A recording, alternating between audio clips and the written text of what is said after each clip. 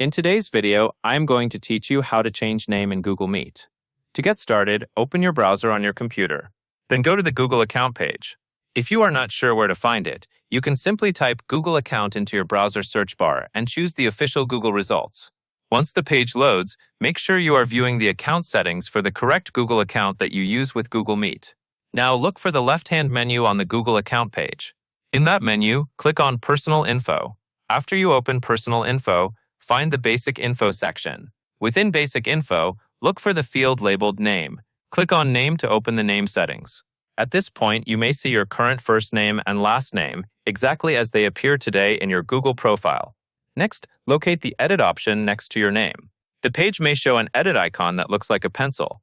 Click on the pencil, because this is what allows you to make changes. If prompted, confirm that you want to update your information. Once the name fields become editable, type your new first name and your new last name. Now, after you click Save, it is a good idea to wait a moment for the change to process. At this point, your name is updated at the account level. And that is all there is to it.